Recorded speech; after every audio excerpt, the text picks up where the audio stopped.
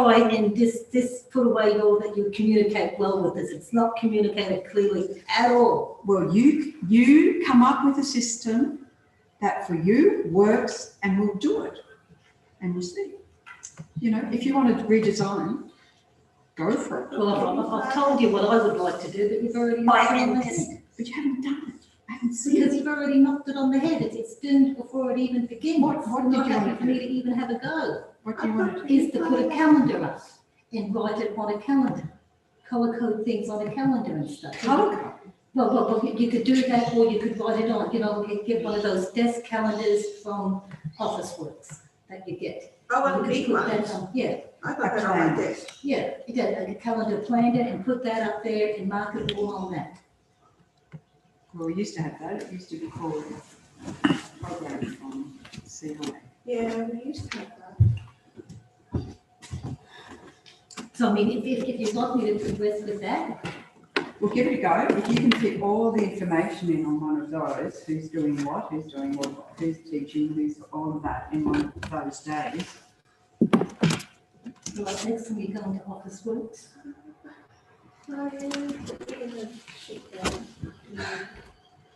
That's my fault. We are so enthused about it.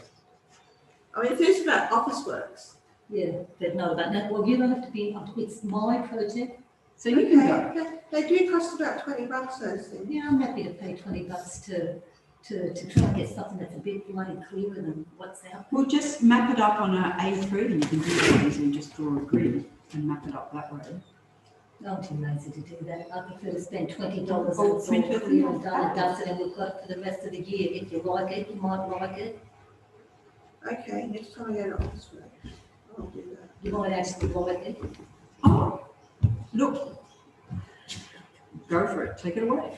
And you can do it. You can be the one doing it. I'm All very right, happy. I'll do it. You'll do it I'll do it. from December? No worries. Okay. I'll organise who does what, when. Okay, so you'll send the email around that I was going to send, asking people when they're here and when they're not here. So, Because yeah, I'll not be here for some of it too. no, I know that, but. And you I thought you genuinely want to handball that to me, Choki. Yeah, Think go about for it. You want to handball that well to me. You want to do it? I'm happy to have a go at it. Okay, go for What it. is that, Roscoe? Yeah, the last stuff. Yeah. Lovely. Go for it. All right, so if you can email that spreadsheet to me, so I at least know the information that we want to put on, that will start. What spreadsheet? That ridiculous spreadsheet out there. But that I've I've been emailed using. previous ones to you. You Oh, can that's just, the point? Yeah. Okay, I'll just look at that then. Yeah. All right, and do it for December. okay, oh my gosh, I've got some responsibility now, I'm extending my responsibility, this could be dangerous. This could be dangerous.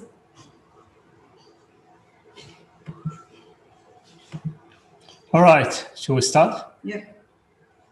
Hot switch right. All sorted? I mean, the tree's done. I know.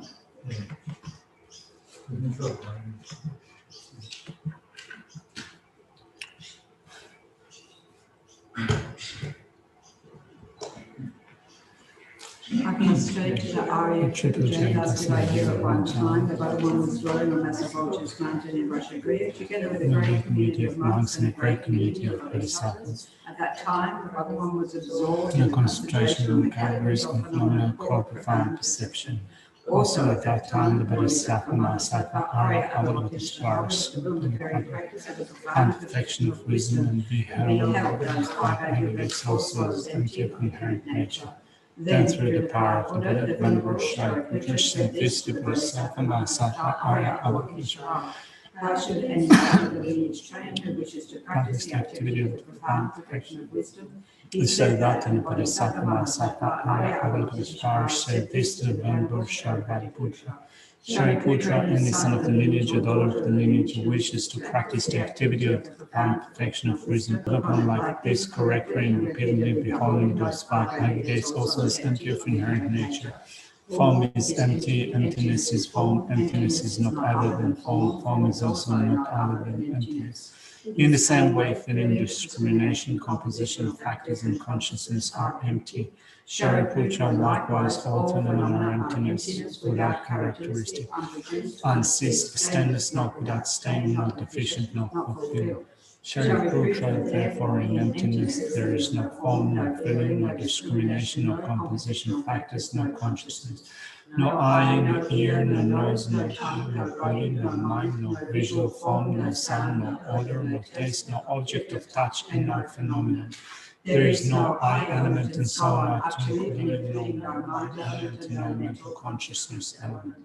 There is no ignorance, no extinction of ignorance and soul not to including no aging and death, no extinction of aging and death. Similarly, there is no suffering, origination, cessation, and path. There is no exalted wisdom, no attainment, and also no non-attainment. Shariputra, therefore, because there is no attainment, Bodhisattvas rely on the well and perfection of wisdom. The mind without obscuration and without fear, having completely passed beyond error, they reach the end point of Nirvana.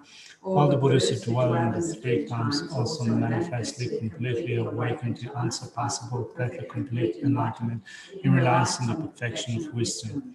Therefore, the mantra of the perfection of wisdom, the mantra of the great knowledge, the unsurpassed mantra, equal to the unequal, the mantra that thoroughly pacifies all suffering, should be known as the truth and is not false.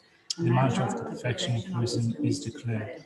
Tayata Om Bhagavate Bhagavate Parasangate Bodhisattva.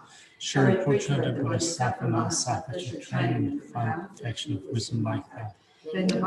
Arose from that concentration and commanded the Bodhisattva Mahasatva Arya Avalokiteshvara, saying, well said, son of news, it is like that, it is like that. Practice the profound perfection of wisdom just as you have indicated, even the Tathagatas rejoice. The Bhagavan, having thus spoken, the Bodhisattva Mahasattva Arya Avalokiteshvara and those surrounding in their entirety in the long world, humans, asuras, and Gandharvas were overjoyed and highly praised that spoken by the Bhagavan.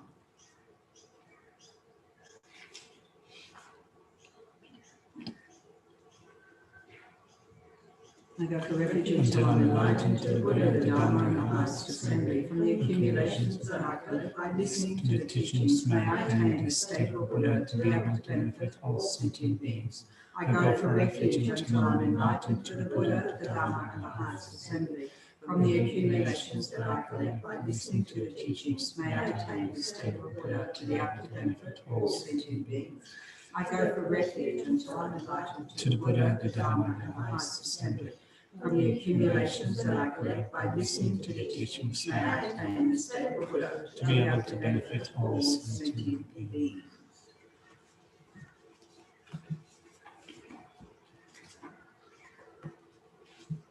All right, good week. I think, is it? Is it a good week? Sorry? So, nothing. What week number? No, I'm doing fine. Thank you. So, let's quickly do one secondary offense just to make sure that we start the week on a good note. So, the next one in line is quite simple, I think, quite easy. It's not very different to the one that we covered before, 35. So today we're going to look at 36. So it says, if out of anger or laziness you do not attend and respect the sick when it is appropriate to do so, it is a secondary offense of not attending to those who are ill. So I think that that's quite straightforward, particularly when you seek to be of benefit to others, motivated by the Bodhisattva attitude. Is that when you're sick or when they're sick? When they're sick, when others are sick. So of course, if you can do something for them, if you have the skills, if they ask you to do something, if you have the skills to do it, if you know how to take care of the sick, if you have no other things that would, no other issue or point that would otherwise prevent you, of course you need to protect yourself. If the sickness is contagious to your best ability, sometimes you also have to kind of weigh out what is more important in the sense that if you're doing something really important at the moment, something really virtuous, if you're in a retreat, or if you're about to go into retreat, and in all, it would be more important than helping a particular person, then you might choose to go into retreat. So it's hard to give like a general advice on you should do this or that, rather than look at specific situation and work out what's the priorities in a certain situation. I think there's another element of that, just because like Tupton, for example, being chaplain, even though you haven't been chaplain, you've been in your COVID chaplaincy mode, but even you're not able to help others in terms of medical support or feeding them or whatever, the chaplaincy role is really. Sometimes it's just listening to a person. If someone is sick, if they're worn down by physical sickness and they need some mental support, or just someone to talk to. They have mental illness, of course, if they need to talk to someone. Sometimes just listening to someone is helping them. So if you choose not to do that because you're lazy, or because you're angry with that person, or you think that they're just wasting your time and so on and so forth, then that would be not in agreement with your training as a bodhisattva. I think also with this vow too, you need to be aware of your area of expertise too. I was just recently reading something today about, some people go to Rinpoches and High Lamas asking them for advice on a bulging disc. Yeah. And they say, oh, come up to my office, come up to my, and they don't really have the expertise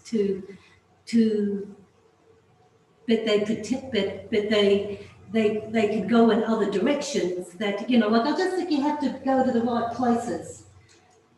Be aware of people's area of expertise. Just because somebody is a spiritual teacher doesn't mean that they can fix your bulging disc. Exactly. Yeah. Cope with physical things. And then I think even us as practitioners, if somebody comes to us asking for support with a physical, or that we need to say, that's not my area of expertise, I'm quite happy to talk to you, that you would be better off, like going and seeing somebody else.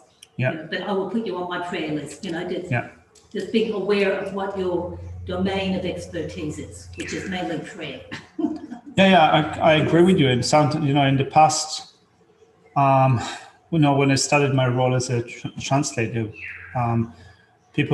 when people wanted to come and talk to Geshe Jaming about different illnesses or mental illness, I was pretty open to that at the beginning, but after some time I thought that actually it doesn't do a lot of service to those people, because what they need is professional advice rather than spiritual advice. I mean, I'm saying that as someone that is untrained, but I think that in terms of mental illness and the understanding and terminology that we use here in this culture, in this language, mental illness, when you go and speak to a Tibetan master, they have no idea what you're talking about.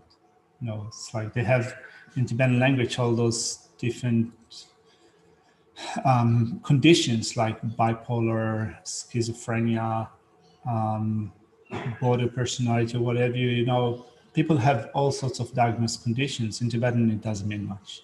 It's more like they have some problem, what to do. If they need to be on medication, they will, sometimes they get not the right advice from the geshe. So you need to really be, if you have a certain situation, or if you need to help someone in a certain situation, help them if you have the skills. Yes. Give them advice. But it's also helping them to say, I can't help you. Yeah. But seek out medical help. Yeah. But you might be able to refer them to some other person who has the expertise. So that's still helping them if you're either referring them or advise them to go and seek help from a professional. Oh, yes. That's helping them, isn't it? Yeah, yes. Rather than say, I'll go away, I can't help you, I haven't got the expertise. rather than just say that, you'd want to sort of maybe explain to them where they may be able to get that help, go to a doctor or a hospital or blah, blah, blah. So you're still giving help, because in my book, this particular number 36 says, not helping sick persons with materials or service because of hatred or laziness. So it's helping. It's not necessarily curing them or anything like that, but you might be materials or service. So you might, it just depends on the illness that they're talking about. And you don't want to avoid doing it just because you're lazy. You can't be bothered referring them to somewhere else, or trying to look up look up on the internet for them and find a nearby place, or maybe driving them somewhere to help them, things like that. I think it's essential that if you've got if you don't want to not help them just because of laziness or hatred, or that's the point here. If it's out of laziness or hatred or other a sense of other type of affliction, you think that I don't want to help that person, or you're being unenthused about it, that's the secondary offense. Of course, if you cannot help, it doesn't mean that you cannot help them find someone else that can be of help, or point them out. At least make an effort to try and help them in some respect, to make them feel a bit better if you refer them, or you find someone else who has some expertise in this area that can refer them on, or something like that. So I think that's what they're getting at with this particular secondary offence here, is we shouldn't just sort of shut it down. So, oh no, too busy. Business is basically, you're too lazy usually. I think, Graham, I think that we made it clear. If it's out of laziness, if it's out of anger, that's a secondary offense here. Right. Yeah, I agree. Thanks. All right. So with that, we've covered one. Let's go back to the verses that we've covered today. Pick up from what we did last week. I think that last week on Thursday, my brain just kind of fried. So it was a very hot day. Yeah, it was a very hot day. So briefly looking at verses 87, 78, 87 and 88 and 89. So disliking enemies is of no benefit to oneself, in the sense that, let's look at quickly the verses themselves.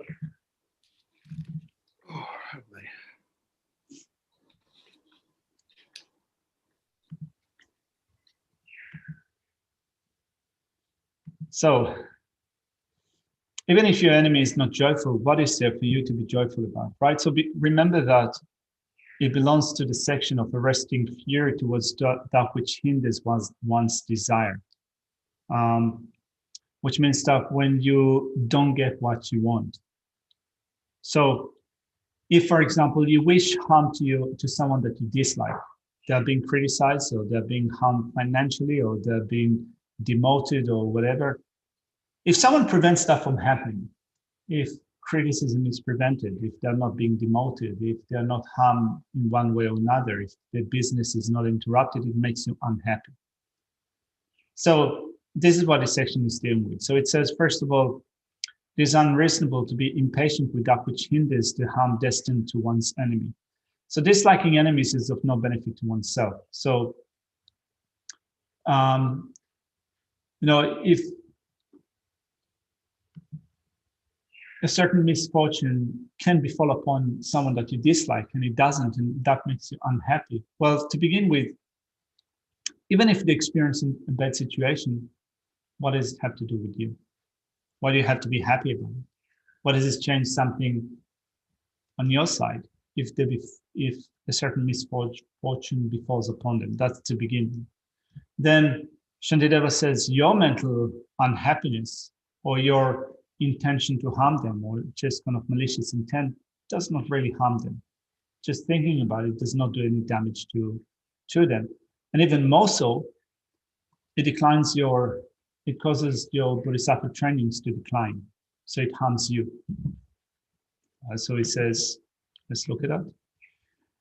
Even if your enemy is not joyful, what is there for you to be joyous about? just to begin with. They're unhappy. What does it have to do with you? Your mind merely wishing did not cause him or them to be harmed. Even if his suffering is established due to your wish, what is there for you to be joyful about? So you said, well, because I don't like that person, if something bad happens to them, if they're unsuccessful, I will be satisfied. The response, how could there be anything more ravaging than that?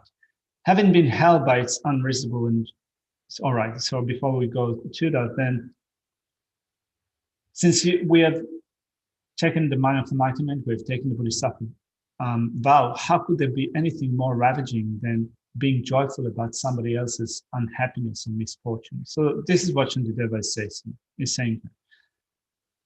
Even more so, having been held cast by the fishermen of the afflictions. So the fisherman is the affliction. Anger is the sharp hook. We are caught by this sharp hook and thrown away to the burning pots of miserable states of existence. There you go, I'm giving you the answer. So, so this is what we've covered in the previous week. Let's pick up from what we've covered today. Actually, we also covered in the previous week, the beginning of the next section, which says that it is unreasonable to be impatient with that which hinders the benefit directed towards yourself and the ones that are close to your heart or your interests. So first of all, it's not reasonable to dislike. It's not reasonable to dislike when your enemy's misfortune being interrupted. It's quite convoluted. Let's look at point B. It is unreasonable to be impatient with that which hinders your benefit or your interests' benefits. So it is unreasonable to be furious with that which hinders mundane interests. That's to begin with. So what are mundane interests? Well, mundane interests would be your gain, your profit in a particular situation, either business or other interactions that you might have, fame, having good reputation. So we can link it up with the 8 worldly concerns, right? Well, mundane interest is so closely related to the 8 worldly concerns. What are they? Liking pleasure, disliking pain. Liking gain, disliking no gain. Liking praise, disliking blame. Liking fame, disliking infamy. And this is what the section is dealing with, right? The 8 worldly concerns. Making sure that we do not come under the power of the 8 worldly concerns, and particularly when we do not get annoyed when our happiness, gain, praise, or fame are being hindered. So let's look at what Shantideva says. To begin with, he says, there is no need for just, fame, and renown. The word just in Tibetan means that it is just simple. It is not something special. It is just merely praise and reputation. So he's saying, Shantideva is saying, the honor of praise and fame will turn into neither merit nor life. It will turn into neither strength nor freedom from sickness from it, and also will not transform into physical happiness. If I were to understand my welfare or my benefit, what is there in them that is my welfare? So I think that Geshe today said it in a particular way, and we also refer to that in the previous week. If someone is praising you, it doesn't really change anything about you, who you are. It doesn't change your body. It doesn't extend your life. It doesn't give you more merit. Actually, a point that did not come up in today's discussion, but I remember from previous teachings, something that they said that when others praise you, it decreases your merit. It's like you get something good, which means that some of your merit is being exhausted. So it doesn't increase your merit. You could argue that in some sense, it decreases your merit, or it takes away some portions of merit because you experience good thing that could otherwise resulted in something else. It's not to say that, what a shame that I've been praised, but it's just getting another perspective on why we shouldn't be so attached to praise. to being praised. So Shantideva is saying, it doesn't really change who you are. It doesn't turn into merit. It doesn't extend your life. It doesn't turn into strength, which means the physical strength. It doesn't give you freedom from sickness. It also doesn't transform into physical happiness. We're used to saying in English, physical happiness. I mean, in Dharma English terminology, but if you don't think about it from Dharma perspective, just in English, does it make sense to speak about physical happiness? Do you say physical pleasure? Physical happiness, does it? Yeah, I know, but kind of when you say someone that is not a Dharma practitioner, I want physical happiness, does it make sense? They don't say, I want physical. Yeah, it feels a bit awkward, right? Yeah. Anyway, so it doesn't turn into physical pleasure or physical comfort. So this is what Shantideva is saying. So we're looking for that. We're looking for praise. And if our praise is being interrupted, we get angry. We get a bit nacky about it. Shantideva says, is nacky not a good word? I don't know if it's a word. All right, anyway. We get yucky about it. So,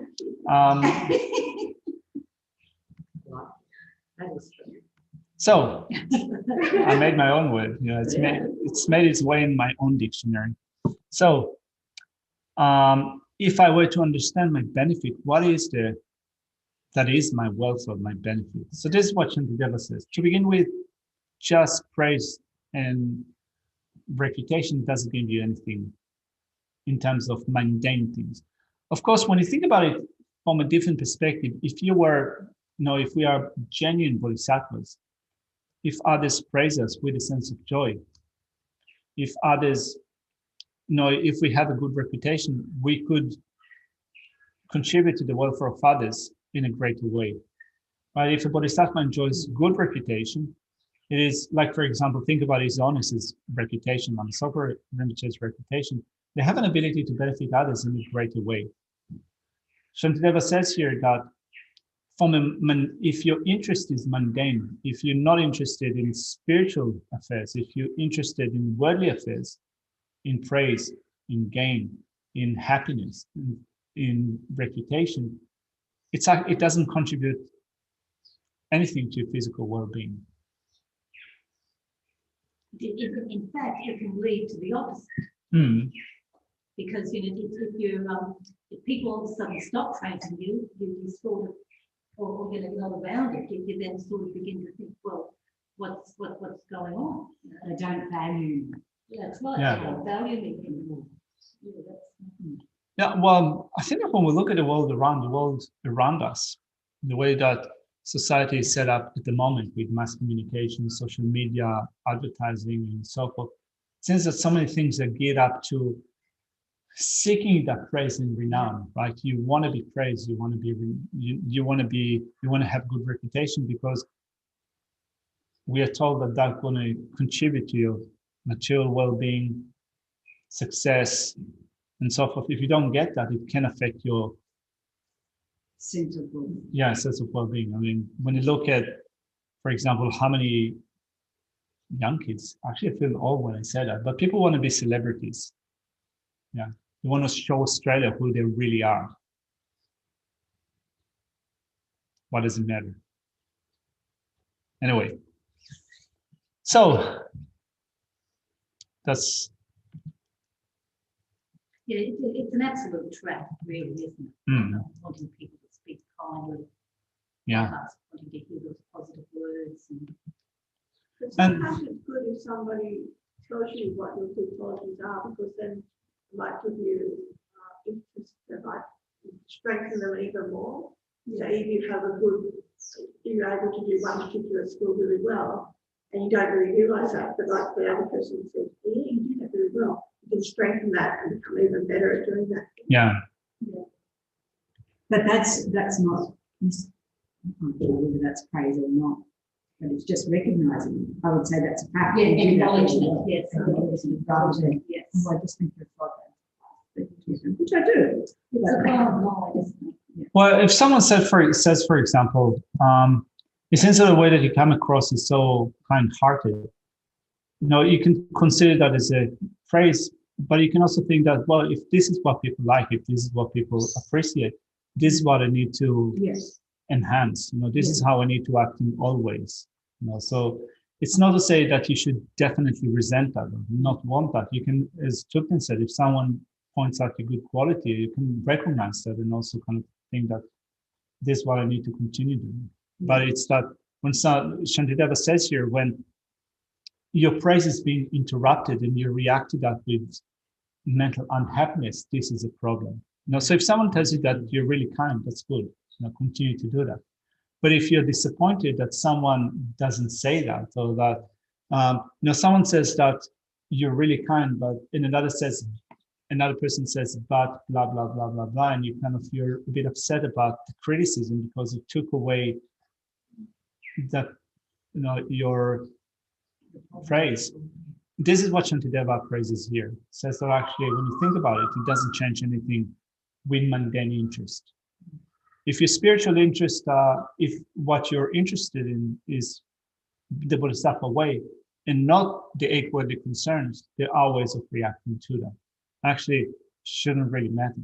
You should continue to develop your mind. So problems with the mainstream education system that rewards competition and competitive praise. Yeah, here, I think that when we study Shantideva's Guide to Bodhisattva of Life, this is one of the first topics within the basic program. We want to use Shantideva's Guide, to inform our behavior, the way that we think, the way that we react, and I think that for many of us, the way to find points of reference in this guide is to look at our life, to look at what we do at work, to look at what we do outside of work in our relationship with families and friends and so forth, and try to use some of those points of view, perspective in order to do better. But we also need to keep in mind at the same time that here Shantideva is speaking about it from the viewpoint of someone that is absolutely disinterested in worldly affairs, that is interested in only in becoming a bodhisattva and then a Buddha. So you kind of, and I think that it goes back to what Geshe said previously. You take a radical approach to that. This is how I were to look at it from a Dharma perspective, not from a worldly perspective, but from a Dharma perspective. So we have to fit in within our society. We do things, for those of us here, monks and nuns, we have a certain way of interacting with each other, with the center, what we do, that's one thing. But also for lay people, for those of you at home who want to use this material to also look at your, whatever you do, there are ways of doing that, but also keep in mind that at some point I want to even step out of my worldly way of looking at things, not just use it for my place of work or for my relationship with the family members, but take it to the next step of how would I use that in order to even make a greater progress towards enlightenment, Mahayana path and enlightenment. So that needs to be even something more radical. But then, in order to become more radical in our approach, we first of all need to start close to home, right? If you become radical straight off, it's probably not going to work out. Well, two things. One is, I was thinking, first of all, the example Geshe undertook, because that Geshe gave that story this morning. Mm-hmm. Because, people seeing that in the public, I mean, you could see the headlines, Yeah. And then subsequently that woman felt bad, but it wasn't straight away. So he's taking a long-term view, and that's great for, not being attached to the world of things. But also that my mind says, but wouldn't that have turned people against you that you could have benefited? So I guess he had the wisdom of knowing which was the most benefit. But so that was one thing. And then the other thing was, the slowly, because I guess I made that point, said you turn your mind to the opposite, and you do it, for an hour, for a day, you do it incrementally. Gradually. And you see the transformation of the mind as a result. So it's incremental, not, I'm suddenly going to do a bodhisattva.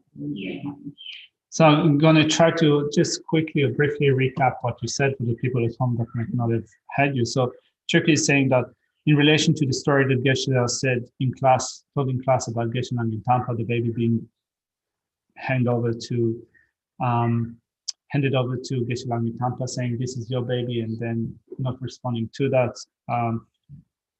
In this day and age, it could damage a teacher's reputation seriously and might take away from their ability to teach others and to care for others. Yeah, it is true. I think that the Tibetan tradition is very much an oral tradition. So there are stories that are passed on from one generation to the next, to the point where you're not really sure whether, or it's hard to know whether those events actually took place. But it's still a story. There's still a story that you can learn something from. It might has a certain moral. So I think that probably if it happened at this day and age, there would be other ways of dealing with that.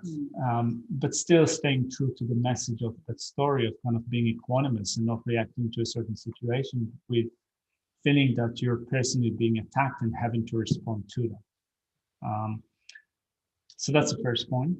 I mean, and I mean it's just such a interesting story, about Lungri Tampa, and like Shoki said, you could just imagine the headlines, and the way that could create a huge furor, absolutely huge furor. We see it in different examples in our own times, with examples like that, sexual misconduct and stuff. But and who's to know to say what's true and not true?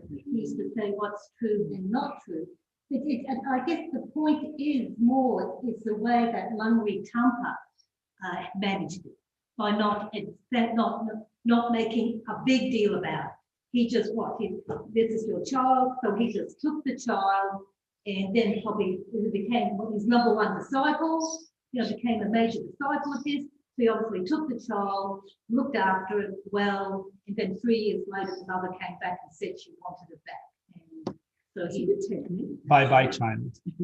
Yeah. So I mean, that's what I find.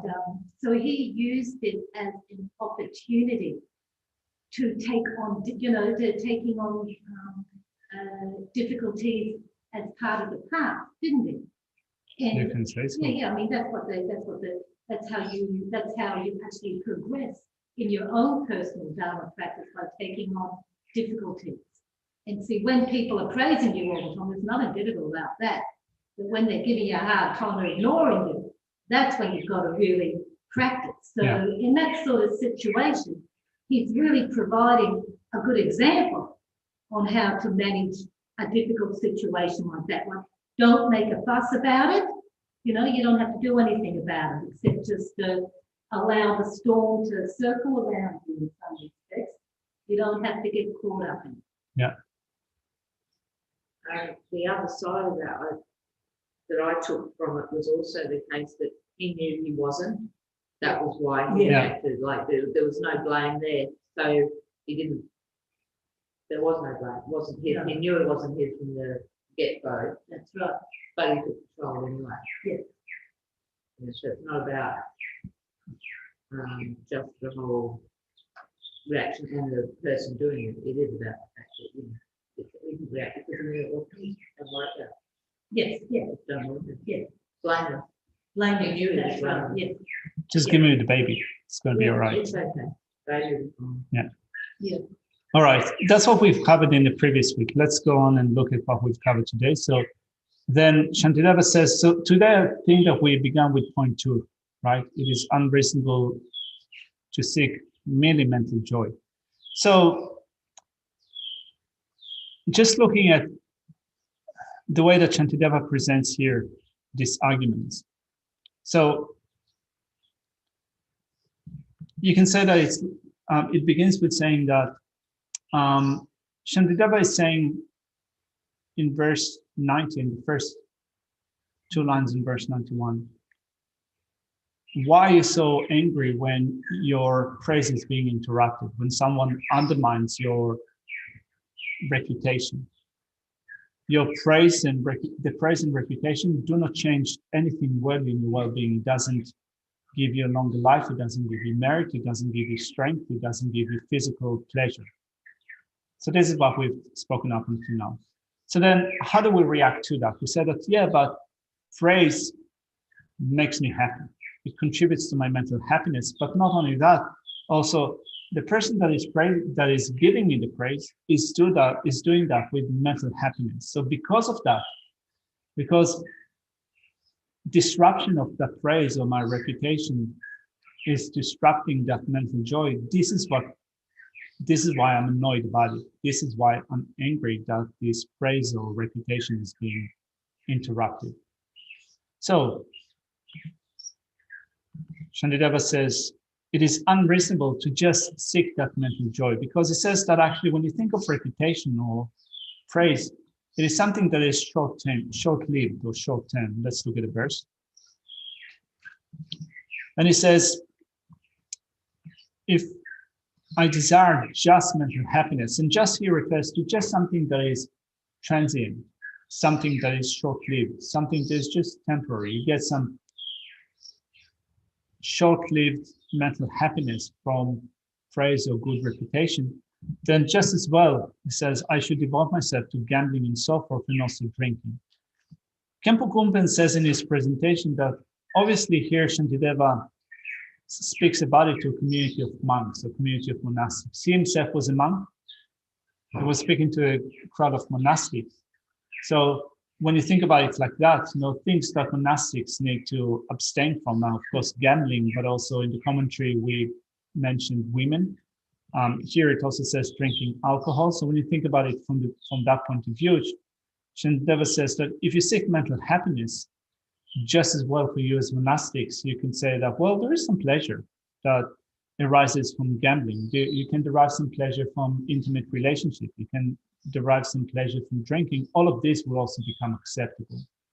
So it says, so that's the spin that Khenpo Kumpen puts on this verse, but we can just as well, I think, adapt it to non-monastic environments. We can just also kind of look at other areas of our life when we look for short-term pleasure from things that are not necessarily good for us in the long term. They do not get us closer to the state of liberation. They do not get us closer to enlightenment. They do not create better situations for us in this life. Of course, gambling. I mean, how can it improve a situation in this life? Addiction. Yeah, addiction. When it becomes your objective. Yeah. But he also talked about I heard him mention singing and dancing. Yeah. As monastic. Yeah. Yeah. Once again, activities that only bring short-term pleasure. Only short-term pleasure, and that, in fact, in the long term, it's a sort of thing that can really highlight, that can bring about anger and attachment. Somebody starts criticizing your singing or your dancing. My singing can definitely be criticized. And definitely, I don't have the moves, to be honest. Yeah. All those things can increase our attachment, basically. We got stuck in disco.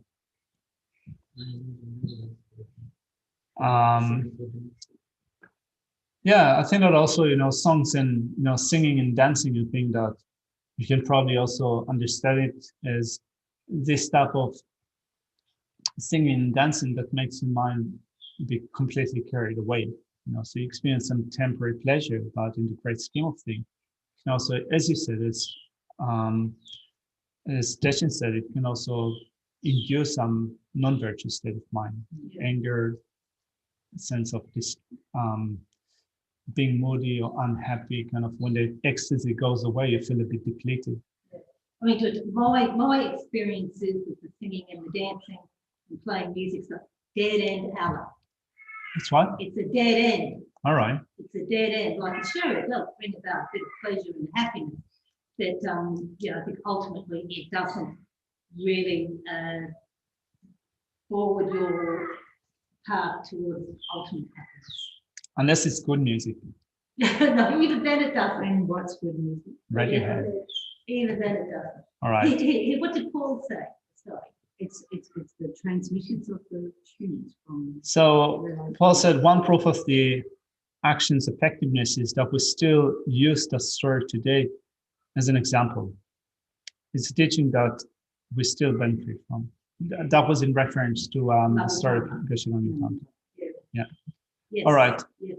So that's verse 91. So Shantideva says that temporary happiness doesn't get you a long way, because you can just as well derive short-term mental happiness from other things which are unwholesome. But also on the way, it also came up that it can lead to the non-virtue where you're stealing and Yeah, you can also lying to get whatever it is, drink, gambling. Or maybe you're a monastic and say, no, I'm not gambling. I'm not drinking. yeah. Chuki is saying that it can just as well also lead you to the non-virtues, such as, for example, lying and stealing and so forth. Yeah. Then Shantideva says, grasping for merely that, just for renown and praise is erroneous. It's not the right way to go. So there's no need for just praise and renown. So actually, I think that I put something in my tutorial notes. Let's see, just a second.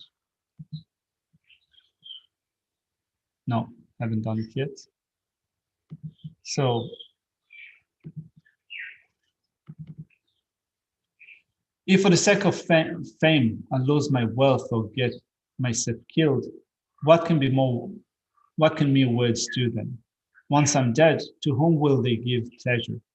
So we spoke about it today, and Geshe did make that comment that people sometimes do silly stuff in order to become famous or renowned. And it made me think, there was that lovely girl called Jessica Watson, I think, that maybe 10 years ago. She was 16 years old, and she sailed around the world, and she was kind of, the whole Australian media was following her. Yeah. And I was thinking, I said, what's the go with that? It's like she can be killed. I mean, she can die. How can the parents? Sorry? She was really inspiring. Yeah, she was inspiring, but this is the type of praise and renown that we seek from a worldly perspective. So I think that, part of the thing, as far as I remember, part of the thing that she was speaking about is kind of, she wanted to give the impression that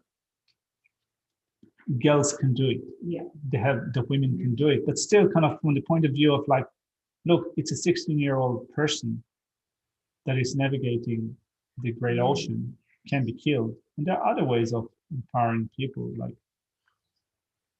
and it's not maybe that's not the best advice, but sometimes people do crazy things in order to become famous.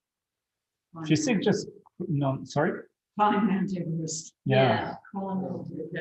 Being be the first one, the first person to do such and such. And I think maybe just in recent times, obviously not this year, some guy who was doing a circumambulation or circumnavigation, circumnavigation, and had to be rescued. So it's also causing great expense to others because you've been Other people's risk.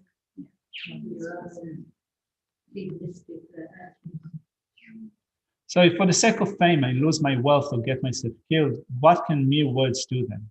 Once I'm dead, to whom they will give pleasure. So again, Shantideva here is speaking about your mundane gain, reputation, praise are being interrupted. So if you're being upset about it, some people do crazy stuff, to begin to put it shortly.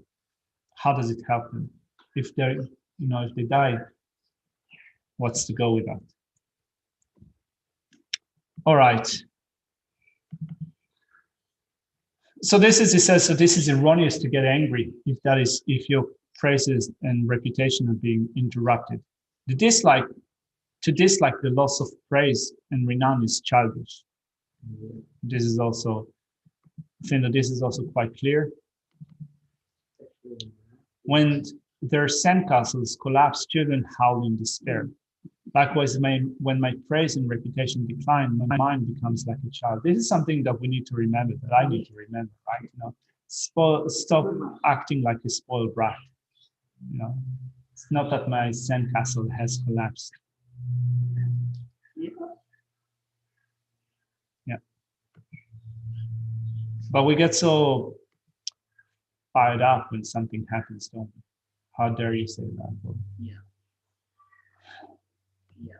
unfortunately. praise really adds to helps to substantiate our self-cherishing.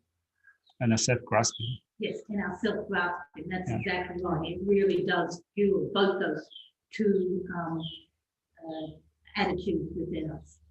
Which is a kind of, it's a good point that you're making, that it feels self-cherishing and self-grasping, because then in the next section, I believe, let's look at, to dislike the loss of praise and renown is childish. This is what we've covered actually. Then it says the reasons why it is erroneous, and this is what we get to, why is it erroneous to get upset when someone doesn't give you the praise that you want, or that disrupts that. So it is unreasonable to be attached to the joy one feels for the praise of oneself, in verses 94 and 95. So let's read through that quickly and then relate to the points that you made and to other points as well. So it says, since short-lived sounds are without mind, they cannot possibly think of praising me. It's similar. Do you remember that we spoke of anger doesn't have the intention to arise? It doesn't think I shall arise. Yeah. It is somewhat similar to it. Also, praise doesn't think I shall praise you. The words themselves don't have a mind. They don't have the intention to praise you. So we like to hear good things. We like good things to be said about us, but the good things, they don't think about it. They don't think, they don't have the intention to speak. So since short-lived sounds are without mind, they cannot possibly think of praising you. So if you like, if someone tells you, good job, you're kind of such a kind-hearted person, well, the words themselves don't have the intention. So you might think that it's not that the words have the intention, it's the person that has the intention. The person is happy with you. Yes. They have joy in the mind. So because that is being interrupted, I'm unhappy. So Shantideva says to that, since that joy is theirs alone, I shall not obtain even a part of it.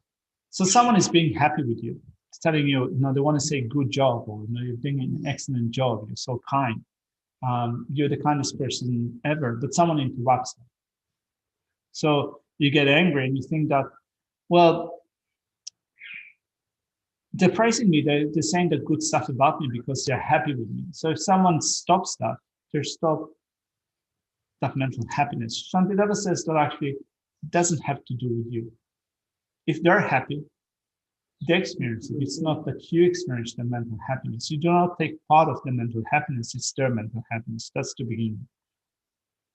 I always like it when people do that. In the often here, I think, correct me if I'm wrong, but you still be say, oh, thanks for your thanks. In other words, you're rejoicing in their positive attitude. Yeah. So that's a good thing. It's Thanking you for that. Thanks for your thanks. In other words, I'm glad. Just thanks. Yeah. If someone is kind of someone is acknowledging you, or kind of is being gracious, has a sense of gratitude, it's okay to acknowledge that. Shantideva is here is dealing with a situation where you're getting upset when you don't get that, or when that is being interrupted. So kind of he points out that actually it is illogical to get annoyed when that is being interrupted. So it's good to be gracious towards someone that is treating you kindly, because that's what accepted from us in our society. Well, actually, that's when Lama Zoga says that thanks is all yours. I've heard him say that. Okay. And that's exactly what he means there. That that when we praise somebody, it's that it's a positive attitude. That is your positive attitude. And he's just pointing that out to that. So then he says, continues, if it makes others happy, the fame is counted as, did I read that? Sorry. Oh, it's the wrong, is it the right verse? 94, 95. Okay, 94, 95. It makes others happy that fame is counted as a cause of joy. Whether this praise is directed at myself or someone else, how shall I be benefited by others' joy? Exactly. They could equally praise someone else and rather than get unhappy like that. Yeah. Be happy that they're happy. Since that joy is theirs alone, I shall not obtain even a part of it. And then it goes even more than that. if I'm happy due to his happiness, then I must act similarly towards all. And if this were so, then, no, if it were so, then why am I unhappy when others are happy due to joy? So you're saying that I'm happy. No, I like it when I'm being praised because the one that is praising me is happy. I'm happy for having a good reputation because those who value me do that with an appreciating or happy state of mind. When that is being interrupted, I get angry because their mental happiness is being destroyed. So Shantideva says, to begin with, their mental happiness is what they experience. You don't take part in the mental happiness. But also, if you say that when they appreciate you, when they praise you, they have mental joy. What about when they praise someone that you dislike? Are you happy about it just as well? Yeah, you should be. But are you happy about it just as well? It's a bit more of a challenge. Sorry? It's a bit more of a challenge. Yeah, this is where you kind of you begin with, yeah, but they have this and that fault. Yeah, but they've said that. Oh, yes, but they've done such and such, right? So you want to kind of decrease the value of the praise. So this is what Shantideva points out here. You know, if they praise someone else, are you happy about it just as well? If you think that they're praising me or they like me because they have a joy in their mind, if it's directed towards someone that you dislike, are you just as happy? Probably not. I find it difficult when the person being praised is being praised for something they didn't do, or, you know. Yeah. And they. Yeah, the person being praised for something that they've not done, something of certain quality that. Yeah, I find it difficult to just. Yeah. Delight in that praise. From both sides. If you're a third person, you hear somebody praising someone for something they didn't do, neither they say they didn't, and that person doesn't know that they didn't. Yeah. You kind of go, oh, that's interesting. Well, this is where we can go back to the previous section that says that kind of when you get annoyed with your enemies experiencing good things, it's like, for example, when you hear someone is praising your enemy, then your enemy is being happy with the praise, and the person praising is being happy. So if both of them are happy, and you see yourself as a training Bodhisattva, if both of them are happy, why are you unhappy? This is your goal, actually, for them to be happy. Easier said than done. Well, at the end of the day, you just have to go, well, one day. So Yeah. I'll work it out. It's easy. So it is unreasonable to be attached to the joy one feels for praise of oneself. That's to begin with. Then it says, if because of the joy one associates with them, praise and renown was something to strive for, then it would be reasonable for all beings who have that to enjoy them. I think that we've read through verse 96. We have, haven't we? Yeah, we made it all the way up to 97. All right. Let's look at 97. It says, therefore, the happiness that arises from thinking I'm being praised is thus incorrect. It is only the behavior of the childish. Yeah. Then the next verse that comes under the section of, oh, what a good, under the section of reflecting on the benefits. Now here it's reflecting on the benefits of your praise and renown or reputation being interrupted. It's not a kind of, you don't have to take it to the point in which those are the benefits of being slandered. Those are the benefits of being badmouthed. Those are the benefits of having your reputation completely tarnished. No, you don't have to go as far as that. But when you think of someone has interrupted my praise, someone has interrupted my is creating some obstacles for my reputation, you can say that, well, there is a benefit in that, because to begin with, praise and good reputation can cause self-cherishing and also self-grasping. I mean, to begin with, this is one point that we can add to the list, but Shantideva says himself here, praise and delight distract me. That's one fault. They destroy my disillusionment, which means that they decrease my intention to live samsara. I start to envy those who have excellent qualities, and success is destroyed. So I made a list of drawbacks or dangers. I wouldn't say drawbacks, but dangers of being praised. So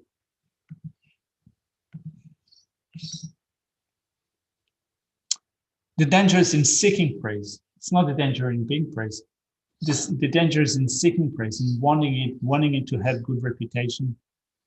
So I've used also Khenpo Kumpen's commentary. So it says that the mind becomes really excited and then you become arrogant. That's one fault, that one danger in being praised. Your determination to emerge is weakened. Enunciation is weakened. You become more attached to possessions and so forth. So this is not something that you might find explicit in the verse, but if you're being praised, if you have a good reputation, it can inadvertently or indirectly, it can also cause an excessive level of attachment. Kind of you think that I'm doing so well, so I need more, I need to set myself up well, I need to keep up my good reputation. From a worldly perspective, it can give rise, it can fuel our sense of attachment. So we can add that to the list of dangers. You have less time to study and practice because you need to do more in order to sustain your fame and reputation. You'll be carried away by the 8 worldly concerns. You will be distracted away from virtuous objects, and your concentration will not improve or even will be weakened because, to begin with, your mind can become excited, overjoyed. It does take away from your focus on virtue. And then you will be jealous of others and your virtue will thus decline. There is a story in Khenpo Kumpen's commentary about how there was one person that was angry, another person that was attached, another person that was ignorant, and they were able to receive teachings from the Buddha and thereby become liberated. There was a 4th person that had jealousy. Jealousy was their major problem. And because of that jealousy, all the virtue and merit declined, so they weren't able to. The person was Devadatta. So Devadatta was said to have great powers, clairvoyance and so forth, but he was excessively jealous of the Buddha. Right? So to that list, we can also probably add,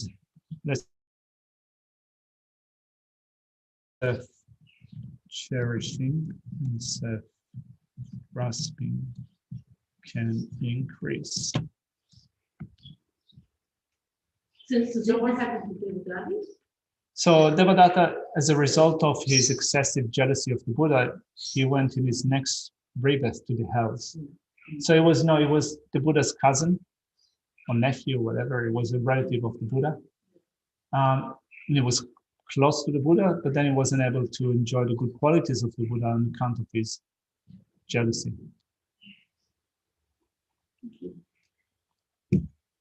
So our time is up, but I think that all of us question. Does Shantideva direct his advice purely at his monastic companions or the wider world in general?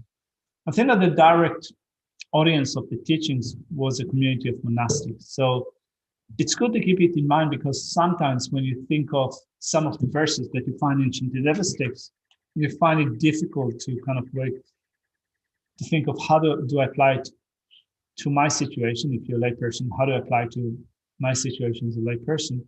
Or you can also think, how do I apply it to this day and age? So it totally mainly, I think, to a community of monastics, but still from the point of view of training as a bodhisattva, a lay bodhisattva, or a monastic bodhisattva, I think that this text is hailed as probably one of the most extensive guides. So I wouldn't say that it is purely directed at monastics. I think that it is purely directed at bodhisattvas. So then I think that it's that the examples can often be because he came from a monastic setting, so he's using examples that are work for in a monastic environment. So we just got to work with that. Yeah, so Chuck is saying that because he taught it mainly to monastics. Then the examples are given from a monastic point of view, and this is where you have to be creative in kind of extracting the lesson from those examples, or the meaning of those examples, and applying it to your situation.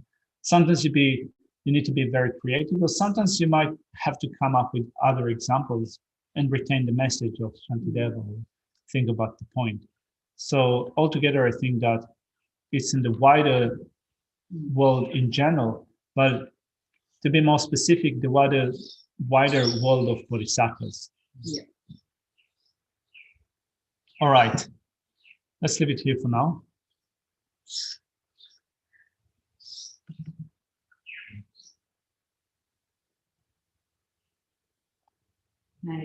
Just in this virtue, my quickly becoming Guru Buddha, and lead all transmigratory beings without exception to that state. May the precious Supreme Bodhisattva not yet born rise, without reason or decline, but increase more and more. In this land encircled by snow and mountains, you are the source of all happiness and good, all powerful, humanity, cleansing God, so please remain into the samsara trance. You are called the subduers in all ways, says the bountiful giver of all, sustaining, preserving, and strengthening us victorious doctrine, who mercifully accomplishes magnificent praise, honoring the three jewels. Protector of myself and others, your disciples, please live long. Thank you very much. Thank you. Thank you. Thank you, Yaki.